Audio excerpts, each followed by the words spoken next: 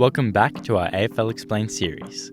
In this playlist, we'll break down key facets of the game, helping you transition from a casual footy fan to the resident expert of your friends or office.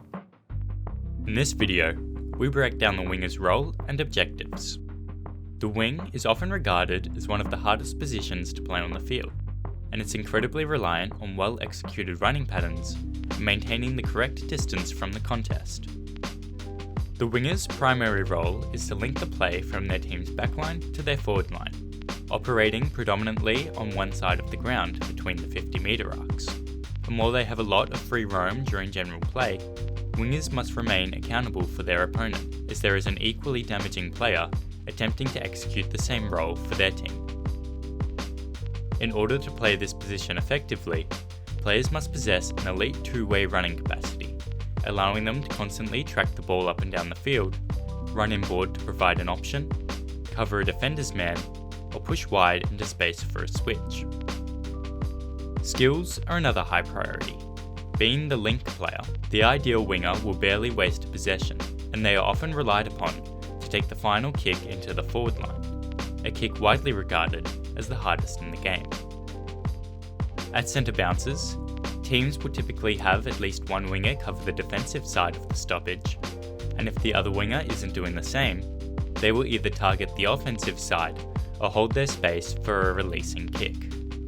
On the defensive side, wingers are required to sweep the back of the stoppage, looking to collect a short clearance and provide an immediate rebounding opportunity, while half-backs mostly provide the tackling pressure. At boundary throw-ins and stoppages around the ground, the winger whose side play is on will protect the back of the stoppage, positioning themselves to intercept a rushed clearance out of the contest.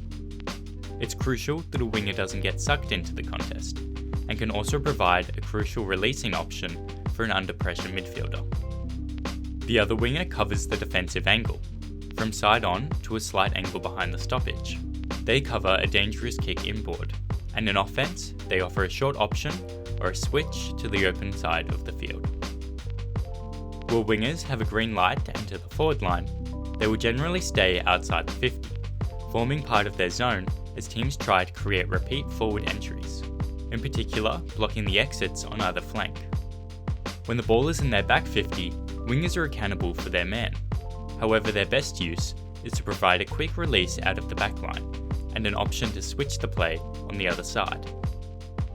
Teams will utilise different kinds of wingers to match their specific game plan, and each type of player will slightly alter the way the wing is played.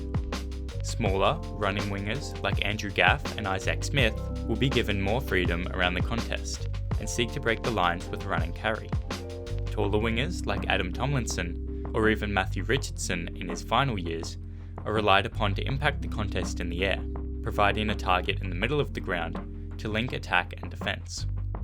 While playmakers and elite readers of the game, like Steele Sidebottom, are instructed to simply get their hands on the footy as much as possible and launch their team into attack. For any young, aspiring wingers, the best thing you can do is go to a game of footy and watch how one of these players move. What a winger does when the ball is not in their hands is just as important as when they get it, and it can be the player who runs smarter, not harder, that will have a higher impact on the game.